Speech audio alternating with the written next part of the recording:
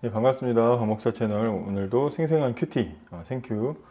오늘은 조금 늦었지만 또 시작을 해보도록 하겠습니다. 늦게 시작하나 일찍 시작하나 대기 중인 분이 없습니다. 그래도 오늘도 보실 분들을 또 이렇게 기대하면서 함께 같이 나누어 보도록 하겠습니다.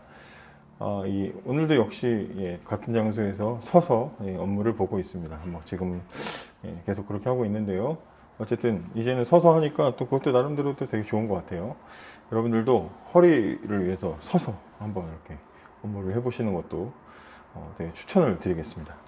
자, 어쨌든 거두절미하고요. 오늘은 이제 어제와 오늘 해서 레위기 16장, 내일까지 해서 레위기 16장 말씀입니다. 그래서 레위기 16장은 대속죄일에 대한 이 규례가 담겨져 있는데요. 그래서 오늘과 내일은 대속죄일에 대한 이야기들을 좀 해보도록 하겠습니다. 종합적인 부분들로 참고하시고 말씀을 묵상하시면 좋을 것 같습니다.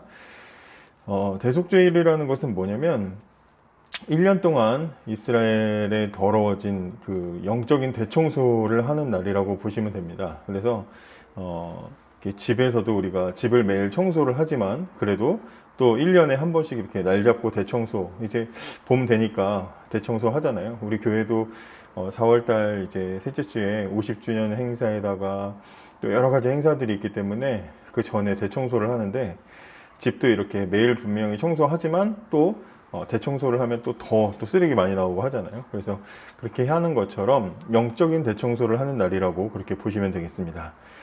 그래서 이스라엘의 성전, 또 그 다음에 지도자, 또 이스라엘 백성들에 대한 그 죄를 정결하게 하는 그런 예식을 하는 날이 바로 대속죄일이라고 하겠습니다.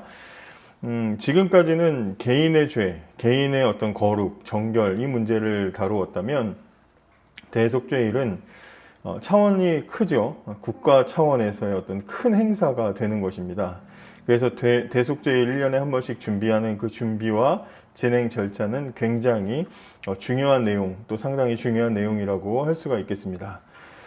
이 대속죄일에 대해서 이제 그렇게 말씀이 길지 않게 나누어져 있어가지고 대신에 16장 전체가 다 같은 이야기를 하고 있기 때문에 오늘에 제한해가지고 나누는 것보다는 전체적인 이야기들을 좀 해보려고 하는데요. 먼저 대속죄일의 시기에 대해서 생각을 해볼 필요가 있습니다. 어제 보시면 이 16장 1절을 시작할 때 이 대속죄일에 대한 말씀을 하시면서 맨 처음에 하나님께서는 나답과 아비후 사건을 이야기하셔요. 나답과 아비후, 아론의 아들이자 제사장이었던 나답과 아비후가 레위기 10장에 보시면 하나님의 명령을 따라서 제사장의 임무를 수행을 하게 되는데, 아론이 레위기 10장의 첫 번째 제사를 드린 후에 바로 아론의 두 아들인 나답과 아비후가 하나님이 명하시지 않은 다른 불을 써서 그 자리에서 직결 심판을 받아 죽는 사건이 있었죠. 첫 제사의 이후에 바로 이런 끔찍한 일이 일어났으니까 이게 얼마나 사실은 비극적인 일입니까? 근데 이제 그 일 이후에 쭉 다른 이야기가 나오다가 16장에 와서 하나님이 대속죄일에 대해서 말씀을 하시면서 그 사건 후에라고 이렇게 이제 표현을 하고 있다는 거예요. 그러니까 이 말은 원래 시간 순서대로 이 레위기를 장을 배치를 하면 10장 뒤에 16장이 붙어야 맞는다는 얘기예요. 근데 이제 그 사이에 이제 개인에 대한 정결에 대한 이야기들을 쭉 하나님께서 집어넣게 하신 거죠. 편집적으로 이렇게 한 겁니다. 그러니까 하나님께 이 제사장이 죄를 지었습니다. 그 제사장이 죄를 지은 것 때문에, 나답과 아비후의 죄 때문에 성전이 더러워지고, 또 제사가 더러워지고, 또 이스라엘 공동체의 전체가 죄로 더러워진 셈이 됐지요. 그것 때문에 하나님께서는 영적으로 대대적인 영적 대청소를 명령하신 것으로 우리가 이렇게 본문의 흐름을 이해를 하면 더 좋을 것 같습니다. 또 이제 이렇게 준비를 하면서 참고된 책들을 이렇게 찾아봤는데요. 참고 소적이 사실 레위기에 대한 참고 소적이 별로 없더라고요. 근데 이제 가지고 있는 책들 중에 보니까 대속죄일을 거행하는 그 날짜에 대한 이야기가 나와 있는데요.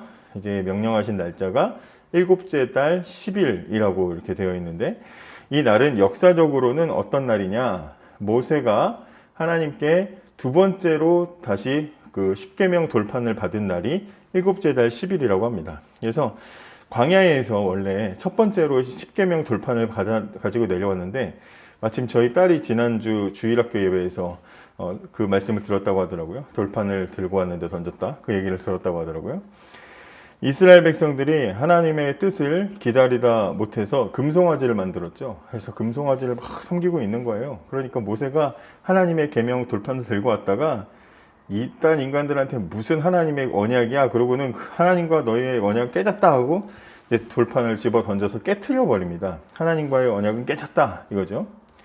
그러니까 하나님께서도 이스라엘의 죄를 보시고 하나님은 모든 계획을 처리하시고 이스라엘 백성들을 다 전멸시키려고 하시죠. 그때 이 모세가 이스라엘을 위해서 목숨 걸고 기도합니다. 중보 기도를 하죠. 그래서 하나님의 마음이 이제 돌이켜지죠. 그리고 나서 하나님께서 다시 모세를 부르시고 그리고 새롭게 다시 이제 그 십계명의 새롭게 돌판에 계명을 새겨서 주시는데 그 날이 바로 이 날이라는 거예요. 일곱째 달 10일이라는 거예요.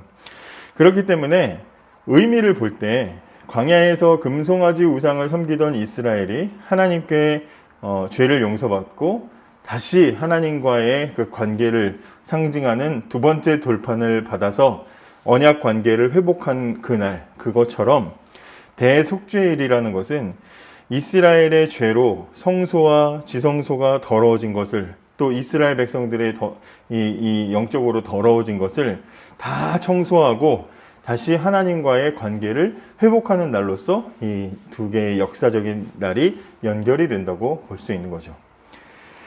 또 이제 말씀을 보면 마지막으로 또 이 6절에 보시면은 아사셀 염소가 소개가 되어 있는데요.